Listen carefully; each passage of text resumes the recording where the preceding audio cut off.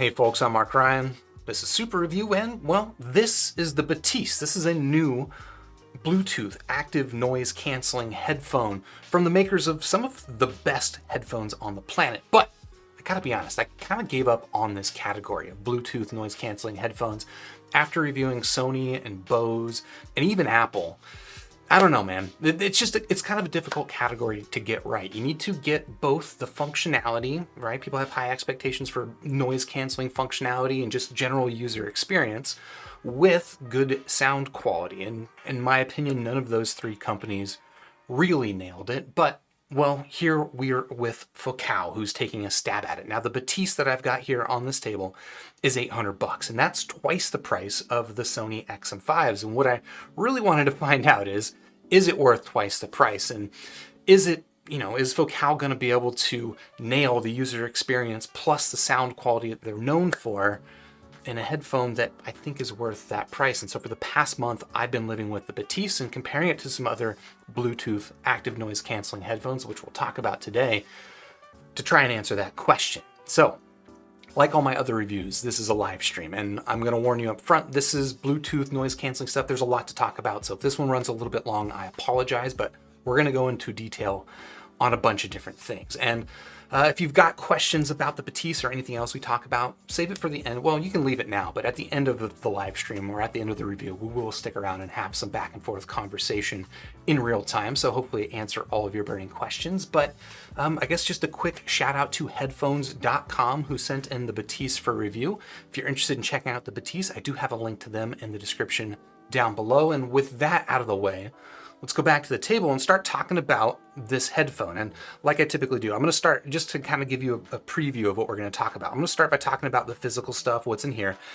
Because it's a Bluetooth headphone, we need to talk about the functionality. So I'm also going to talk about the functionality, what this thing's like to live with, apart from just the build quality stuff. Then we'll get into talking about the sound, and then I'm going to bring in a handful of other competitors that I spent some time comparing with the Bathys to really kind of situate this in this market, right? Again, I've reviewed Bluetooth noise canceling headphones before, but it's been a while. So we'll talk about that stuff. And I guess we'll just get straight to the point and talk about the box, the packaging, what you get inside of it. Here's the box. I'll say off the jump, this was a little bit smaller packaging than I expected because the headphones are actually a little bit smaller than I expected. But we'll talk more about the build specifically in a bit. Otherwise, let's talk about, though, what came inside the box. You do get a really nice little carry case, and you get two cables. I'll punch on these real quickly just to talk about them. There is a 3.5 millimeter to 3.5 millimeter normal analog audio cable. We'll talk about that functionality in a bit. And as well, there is a USB-C to C cable, which you can use for charging, as well as using this thing in its special USB DAC mode, which again, we'll talk a little bit more about when we get into the functionality. This case, I think, is actually a really nice case, and it might seem a little bit on the large side for, I don't know, ostensibly a portable headphone, but it is quite a bit smaller than the carry cases you would get with the typical Focal headphone.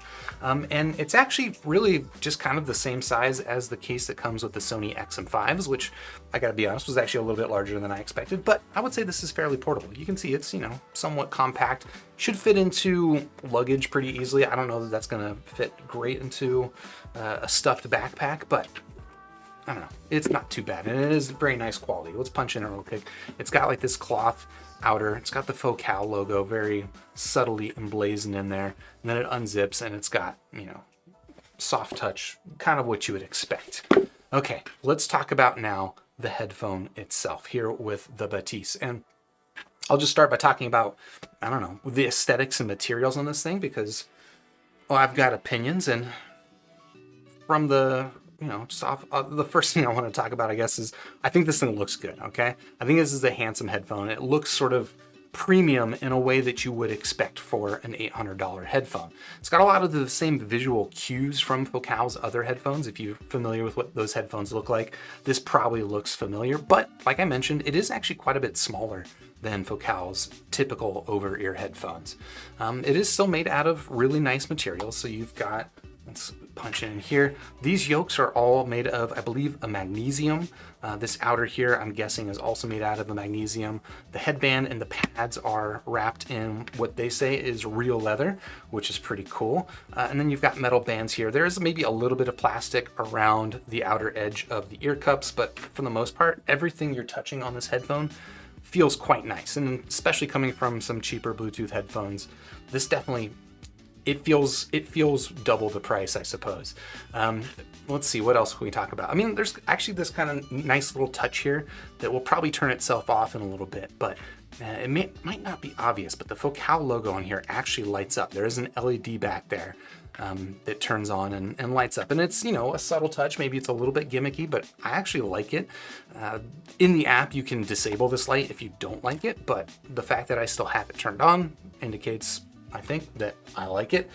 And I guess we can talk a little bit about the rotation and the folding on this. I mean, for starters, there is no folding, right? If you're looking for a portable headphone that's going to fold up and compact, really small, it doesn't. The ear cups do rotate, and you can see that they rotate away from you about that flatness, but rotating towards you, they rotate entirely flat. So the headphone does get flat, but it doesn't really fold up any more than that. What I will say that I'm actually a big fan of is the fact that these ear cups rotate toward me. And why that matters is that when I'm wearing this headphone around my neck, and this is true of pretty much any Bluetooth or any Bluetooth headphone that I wear around like this, this can get a little bit stuffy in the neck region, but if you fold the ear cups flat, it actually lies flat against the chest. And see if I can show that. I get pretty good range of movement of my neck, which I appreciate, and that's definitely not true of all Bluetooth headphones. So that's the physical form factor aesthetics. Now let's talk about the comfort. And I will say that the comfort here on the Bathys is good, but with some caveats, okay? On the plus side, you have these really nice, deep, and plush ear pads. They are deeper than your average ANC headphones, which we will talk about again when we get to those comparisons, but gives you plenty of room. My ear's not touching the back of the ear cup, and I think I even have pretty good range left to right and top to bottom. Like, this is, even though it is smaller than Focal's other headphones, it is not like a very compact, cramped fit inside the ear cup. I would say it's generally pretty good, and the ear pads themselves are nice and plush and soft, and like I mentioned, they are made out of a real leather. Now, there are two limiting factors, however, for me when it comes to the comfort of the Bathys. Number one, the headband is a little bit on the narrow side. I don't know if that comes across, and basically what that means is just that when I'm wearing this thing, I do get a little bit of a hot spot on the top of my head. It takes a little bit of a while to get there, and it's not as bad as something like the Bose 700s. Those were, I don't know, pretty uncomfortable, but it does limit the long-term comfort of this headphone. And the other thing about this that's worth talking about is that the clamp on it is actually pretty strong. Again, it doesn't bother me initially, but it's just the sort of thing, you're wearing this thing for hours at a time, and this is a headphone that kind of wants to be worn for hours at a time. It does start to wear on me a little bit. So I did wear it for hours, it just gets a little bit fatiguing. And I guess the last thing I will talk about in terms of fit and comfort is that I'm actually wearing this thing at maximum size. This is as big as it gets. If your head is bigger than mine, the Bathys might not be for you. Now I will say my head is on, I would say probably medium large size. It's not especially large head, but it's also not the tiniest head. So I don't know. If you've got a medium large head, it'll probably fit you. If you've got a very large head, be warned, that could be a limitation. So that's the physical stuff out of the way. Now let's start talking about the functionality. Like, what's this thing like to live with? What's the button configuration, the Bluetooth connectivity, all that stuff. Because look, as much as the physical stuff matters, Focal is good at that. We know that Focal is good at that. But how are they at electronics user experience? That's not a thing that they're necessarily well versed in. So let's start with the button configuration here on the Focal, and praise be to Focal. They are all physical buttons. They are not touch sensitive, swipey things. They're all just old fashioned buttons that click. And maybe that seems like a downside, like it's not the most modern electronics, but I gotta be honest, I almost never like touch controls on headphones. So I was very happy to see that they have all click buttons here. The only downside is that I would say that the the button layout is, I don't know, it's not super ideal. It's a little bit confusing to use by feel. The main things that I'm mixing up are down here at the bottom, where you've got this button, which triggers the Bluetooth assistant, and then this one, which is your toggle to turn the headphone on and off. They're both round buttons. They're both at the bottom. They both kind of feel like they're in the same spot, but I don't know. I did mix those up, and accidentally pressing this one, the Bluetooth assistant button. I never set up the Bluetooth assistant, not a functionality I care about, but even though I never set it up, it does still, when you accidentally press that, you get this really kind of annoying voice that says the assistant app is not connected, and it plays over my music. I don't know. It's a little bit annoying. Now, what I will say is, like, that's not a mix up that I get a lot of the times, because that only happens when I'm trying to turn the headphone on and off. When I'm just using the general playback functionality, that's all on these controls. And I will say that those are generally pretty good, right? They've got the ANC control over here in the left cup, and then you've got this multi-function button plus volume control dial up here, and it's isolated enough. Like, I'm not accidentally pressing this button trying to get to those. So that's good.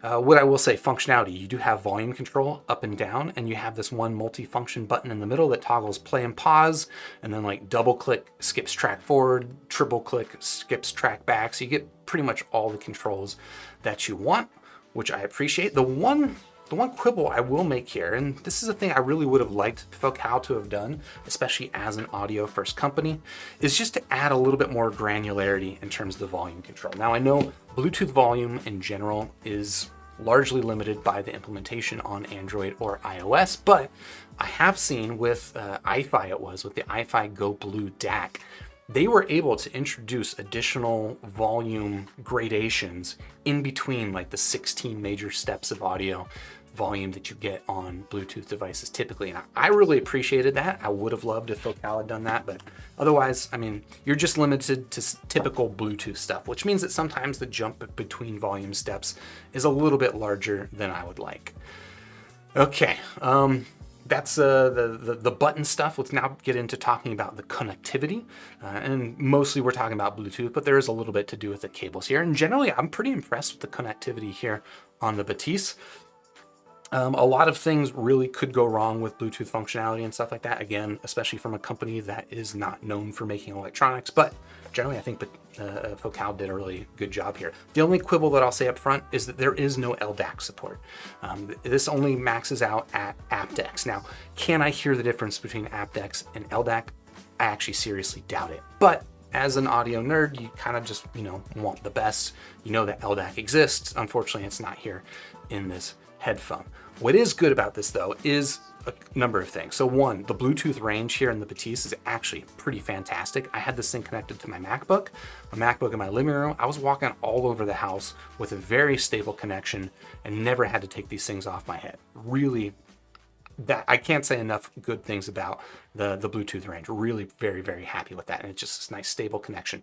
The other thing that's nice about this is that the Bathys supports multi-point connections, and it did it really easily. Like, I didn't even try to do multi-point pairing, which sometimes can be pretty clunky on other devices. And it's set up really easy. So I had these connected to my MacBook over AAC, because that's what MacBook supports. And then I had them connected to my Android phone over aptX, and I could very easily, seamlessly transition between both devices and get the aptX quality from Android or the AAC from the MacBook with the same connection. Really appreciated that. Okay, I think that's probably about as much to talk about with the Bluetooth stuff. So we'll talk briefly about these cables. I mentioned that there's one USB and one 3.5 millimeter, and on the bottom of the headphone, you can see where those connect in here. Interestingly, you can listen to music over either of these or over Bluetooth, right?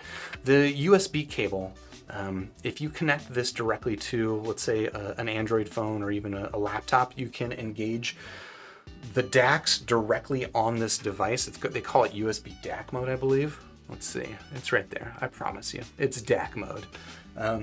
And basically what that means is that you get the digital audio going straight into the headphone without the Bluetooth in the middle. To be honest, I did not spend time listening to it like that because I was mostly interested in this as a Bluetooth headphone, but it is a pretty cool functionality. And then of course there is a 3.5 millimeter backup, although I will say the 3.5 millimeter backup is not really a backup.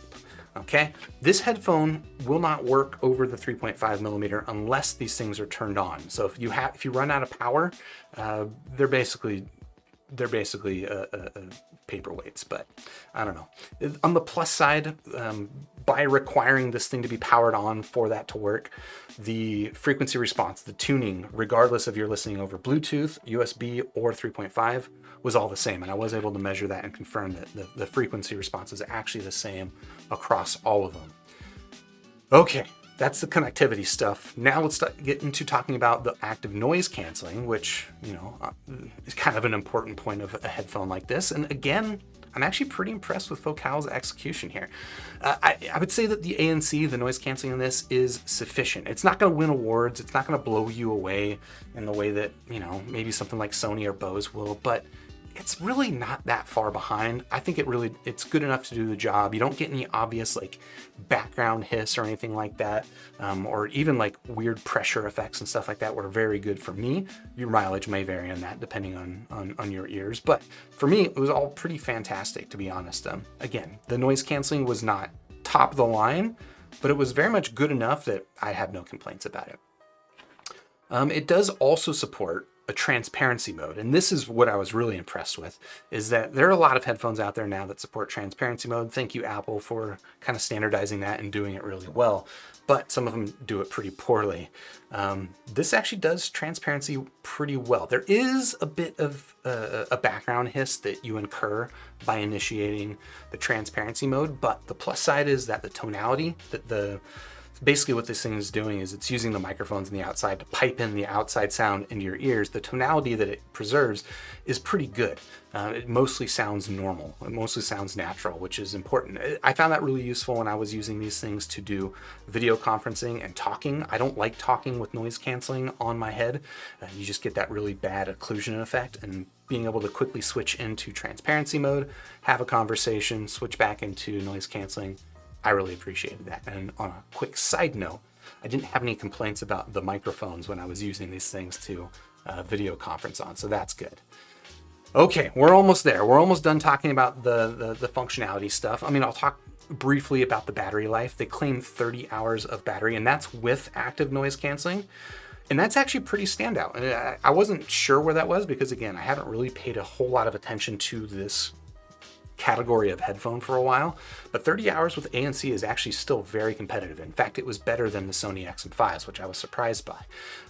And I will say in my experience, 30 hours, that sounds pretty reasonable. That sounds like what I was getting. I didn't time it exactly, but I was literally going weeks. With the way that I use a headphone like this, I was going a couple of weeks in between charges. So didn't have any issues with this thing like passively draining or anything when it wasn't on my head, and I was getting 30 hours of listening time with noise canceling when I was. The last thing that I will mention in terms of functionality is the app, which maybe I'll demo a little bit later, but I don't know. I'm not going to subject you to it right now, but there is an app available in, I downloaded the Android version of it. Pretty limited functionality, but it does have a few controls. Like I mentioned, the lights on the back of this, you can turn on and off. There's actually two different settings to the lights if you want to have different levels of brightness, but okay, that's pretty limited. There's also 2 levels of noise canceling that you can engage. Well, there's actually 3. There's transparency mode, then there's noise canceling, light, and noise canceling all the way on. There's no noise canceling off option, which is interesting, but okay. And then there is also an EQ. If you want to equalize the sound, you want to change up the frequency response, there is a 5-band equalizer in here. It's somewhat limited. I mean, 5 bands, they give you one at like 60 hertz, 250, 1000, 4 kilohertz, and 16 kilohertz. And then I will also say that there's a bit of a delay when you are engaging the equalizer when you're trying to adjust it. It can kind of make it a little bit difficult to fine tune the sound by ear. And then the last thing I'll talk about the EQ is that the effect of it isn't huge. You're capped at, I think, like plus or minus 6 decibels. And to be honest, even to my ear, it doesn't really sound like it's doing a full 6 decibel swing, but I don't know. I'll be honest. I listened to these stock out of the box. I thought that the sound on them was pretty good. And I guess that's going to lead us into talking about the sound, right? So there's all the physical stuff, the functionality. Let's finally talk about the sound here on the Focal Bathys. And I'm going to do my normal full audio review, which means we'll start by talking about the signature, what I like, what I don't like, and then we'll get into the comparison. So the general sound signature here on the Focal Bathys is what I would describe as kind of a downward sloping neutral with sub-bass boost. I know it's a lot of words there, but yes, there is some bass emphasis here. I would conservatively call this is conservatively bassy set. The bass here is mostly sub-bass focused, but it's not like a mid-bass cannon like something like the Sony XM3s or XM5s if you're familiar with that, but it's also not anemic in the mid-bass. It does have a bit of heft, a bit of body to the mid-bass, and just generally kind of a warm tune to it. The mid-range comes across a little bit warm and relaxed. Vocals are not pushed overly forward or anything like that, and the treble is, I would say, also similarly laid back and relaxed. There's a little bit of added treble in sort of like the lower treble region that gives it a bit of clarity, but otherwise it's pretty safe in terms of treble tuning. It does have decent extension, but generally pretty safe in the treble. Is this a bright, open, airy sound? No, it is not. This is more of a laid back, conservative, but generally tonally balanced sound signature. So that's the overall, what do I like about the sound here on the Bathys? And well, I will say that that tonality I just described, you know my preferences, that's not my preference, but I actually think it's the right pick for a headphone like this. For starters, the Bathys is coming into a market competing with Sony and Bose, which are both very bassy sets, right? This is the consumer market. People kind of expect bassy sets. I'm not surprised that Focal came in with that. But two, I actually think for this use case, beyond just being competitive with what else is out there and what people expect, I think for this use case, this is actually the right tune. It makes more sense to have something that's laid back and not overly stimulating. Importantly, I think that the Bathys does this kind of laid back bassy tonality right. It avoids sounding overly stuffy or congested or lacking in nuance the way that some other bassy noise canceling headphones do. And that's not to say that this thing is completely devoid of stimulation. In fact, I would say the bass on this set is pretty standout. It's fairly tight and punchy, and it just kind of has that signature Focal tightness in the attack on the bass. You know, some of Focal's like open back headphones, they have a bit of mid-bass emphasis, but really what they have in spades is physicality to the bass. And they actually really did a good job of bringing that to a portable Bluetooth noise canceling headphone, and I dig it. So that's what I like about the sound here on the Bathys. What are some things that I can quibble with? There are some, of course. And some of them are really just kind of typical closed back caveats, okay? Closed back headphones, they're not gonna be as good as open back headphones generally. And I would say that's also true here of the Bathys. I would say separation and layering on the set are limited. Imaging quality is so-so. Neither of them are like awful or bad or like muddy and congested in the way that some other Bluetooth noise canceling headphones can be, but it's also, you know, it is a Bluetooth closed back noise canceling headphone. And I'll also say that apart from the bass, which I talked about being pretty standout, the rest of the sound on this can come across a little bit low in definition. I would say that the treble lacks a bit of incisiveness to it, and pumping it up with EQ can kind of address it a little bit, but it never really sounds like a precisely delineated sound signature where all the sounds are clearly separated. And part of that's just the frequency response that we've got here. Again, kind of a laid back tune, but part of it's also just that it is a closed back headphone. So those are my general thoughts here on the Bathys, but let me make some room on my table. I need to make a lot of room on my table to pull in some of these other competitors that we will be talking about. Let's go back to the table for my magic trick. That's right. We've got the Focal Bathys. Of course, I had to bring in the Sony XM5s for comparison, but I've also got some other Bluetooth noise canceling headphones from audio companies you might be familiar with. This is the Shure Aonic 50, and this is the Final, I believe, UX3000, Final Audio's Bluetooth noise canceling headphone. And these things range quite a price. The Bathys, like we just got done talking about, $800. They are the most expensive headphone here on the table, but you do get 30 hours of battery life with noise canceling. The Sony XM5s are, I think, next most expensive. They're $400. You get 24 hours of battery life with noise canceling. The Shure Aonics, these things are $300, and they claim 20 hours of battery life. They don't say whether or not that's with noise canceling, but I'll just give them the benefit of the doubt. And then finally, we've got the final UX3000, 150 bucks, the cheapest set here on the table, and you get 25 hours of playback with noise canceling engaged. So I'm gonna mix these comparisons up a little bit. Where I typically will focus purely on sound, I'm gonna go. I gotta talk about how these things compare in terms of form factor and functionality, almost as much, if not as much, as I talk about the sound. So let's start by talking about the build.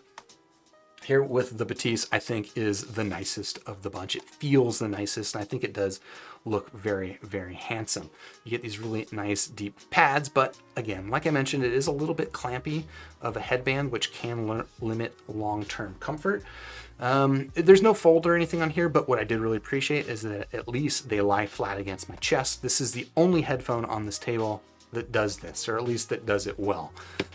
So that's pretty standout. Okay, the Sony XM5s, however, these things are almost feel like they're made out of paper or something like that. So where the Bathys feels just super premium, this feels very lightweight and almost cheap, but to be honest, it's in a way that I really kind of like low key. I love the aesthetic of this headphone, and I love that it is so lightweight and just kind of like paper-like. Like I don't know, it feels really tossable. It feels not precious, and in a way that you kind of do want a portable thing like this to be.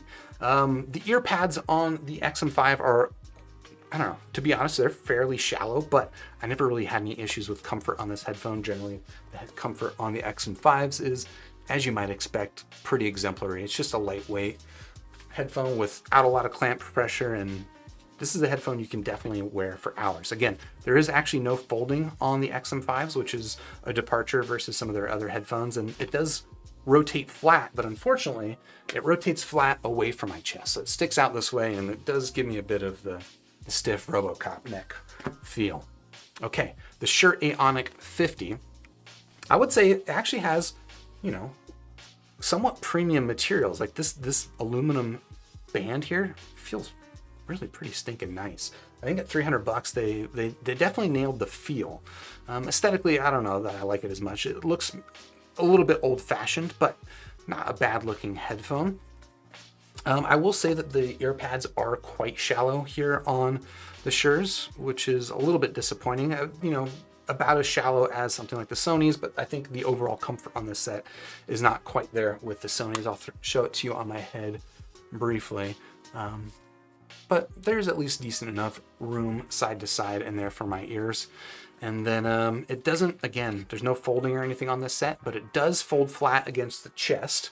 So like the Bathys, it does fold the correct way, but it doesn't quite lie flat against my chest in a way. Like I still kind of get the RoboCop neck bit here with the Shures. And then finally, we'll talk about the Final, which is the cheapest of the bunch at 150 bucks. And I will say it does feel the cheapest of the bunch. It is all plastic. It is obviously the cheapest. And then it does also have an all button control. I forgot to talk about the controls. The Sony has touch controls, which are kind of annoying. The Shures have button controls, which is good, and the Bathys have button controls. The Finals also have button controls, but these ones are a little bit on the confusing side. Like I have to look, I don't know, the button layout is not obvious, and you have to kind of look at it and squint to see exactly what the controls are, but I guess it is nice that they are physical buttons. The only downside is that because this is kind of like a cheap plastic build, when I have it on my head, that clicking like makes this like tinking sound in my ear. It's not super pleasant. Okay. What else did I want to talk about? Yeah, I guess this one is the one headphone here on the table that does feel a little bit like it's just kind of like a random OEM Bluetooth headphone that they slap their name on, but I don't think that's necessarily actually the case, but it does kind of feel like it. The ear pads are also a little bit on the small side here. You can kind of compare these to the Bathys, see how much room there is in the Bathys versus something like the Finals. And then the last bit that I will talk about is that these things also will fold forward. So on the chest, they fold forward. They're enough out of the way because it's a relatively small headphone, but it doesn't fold flat against my chest the way I would like it to. But on the plus side, this headphone does actually fold up. This is the only headphone here on the table that does that. Okay, so that is the form factor physical stuff. Let's now talk about how these headphones compare in terms of functionality.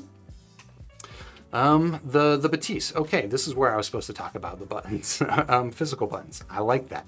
Again, the noise canceling on this, I would say, is good. Is it standout, excellent, the best on the table? No, but I would say it's probably second best here on the table, if I'm honest. And it does also have a useful transparency mode. It does have an app as well, pretty bare bones, but generally pretty happy. Oh, and then the Bluetooth quality on this was really pretty standout.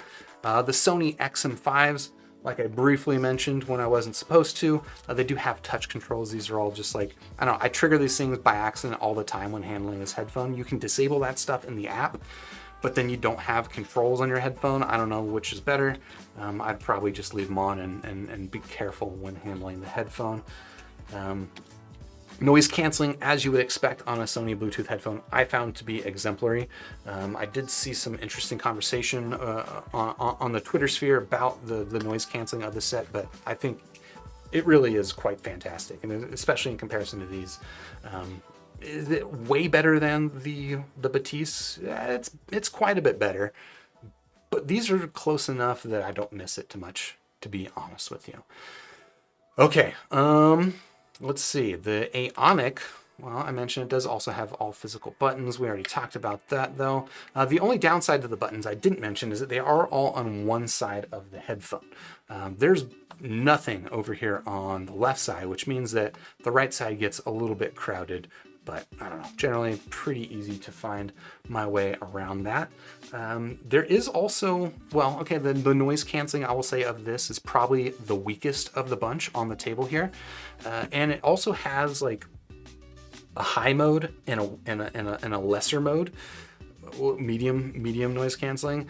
In the lower noise canceling mode, there's no issues with hiss, but when you engage the max noise canceling mode, it does cut out a little bit more sound, but it also brings in with it this pretty significant noise floor that I don't know that anyone really wants to listen to be honest. So I would say that the medium version of noise canceling is probably what most people are going to be happy with, and it's pretty much just so.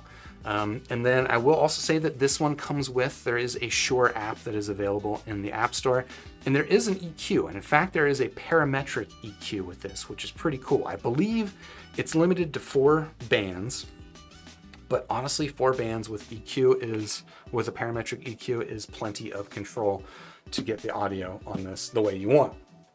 And now finally, the UX3000, again, all physical buttons. I won't say much more about that except that it sounds awful when you're pressing them while they're on your head. The ANC is on this surprisingly pretty decent, actually. I would say it's third best still on the table, but it's quite a bit better, in my opinion, than the Shures.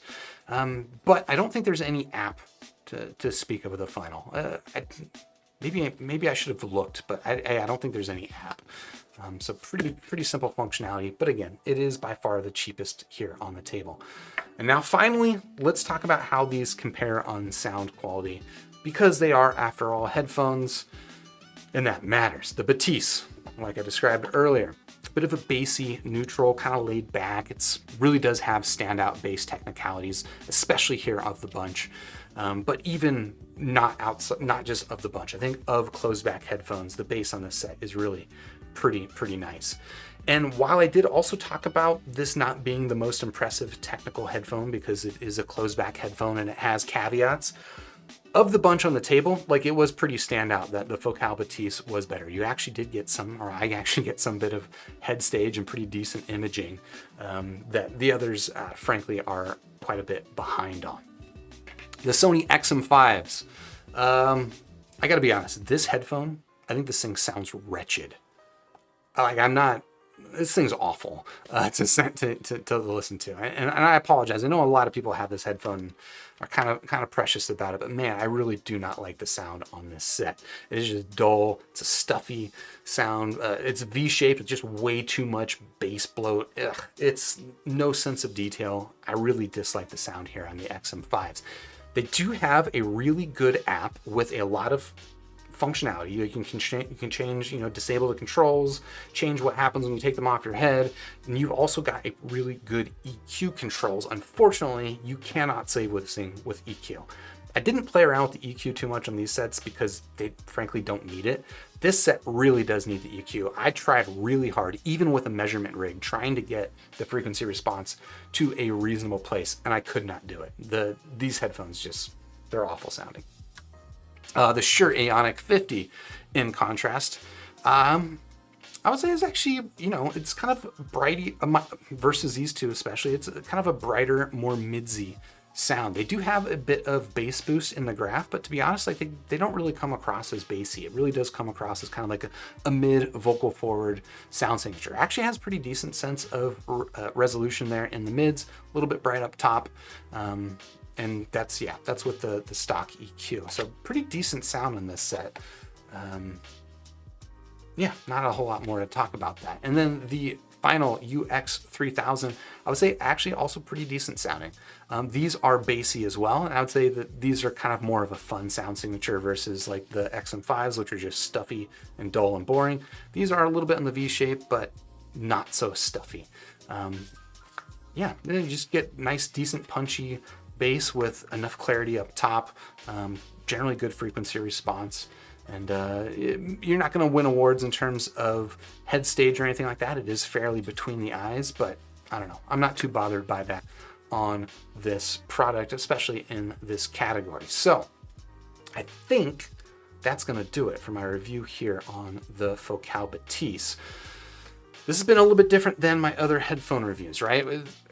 In this category, you can't just get away with just being a good sounding device. You also got to nail a lot of the functionality stuff and a lot of the user experience. And Focal, I gotta be honest, I think they did a surprisingly good job. Out of 5 stars, I'm gonna give the Focal Bathys a very solid 4 stars out of 5. You know, of the bunch here on the table, as much as I just ragged on the sound of the Sony XM5s, that's still a product I would use. Like, it's very good in terms of its functionality and user experience. Just the sound quality is not good, so I'm not going to listen to music on it. The Focal Bathys, I think, gets the user experience stuff good enough that this is also going to be a headphone that I would use. But beyond that, it actually sounds pretty decent. So, is that worth twice the price of the Sony XM5s? I mean, if my alternative is I have to listen to the Sony XM5s, yes, I do think it is worth the price, but of course that will be up to you. And if you're interested in checking out the Focal Bathys, I do have a link in the description down below. And while you're down there, if you found this review helpful, you enjoyed it, please hit the like button, subscribe to the channel, ding the YouTube bell, and I'll catch you on the next super review, unless you're here live, in which case hang out and let's have a chat. Okay.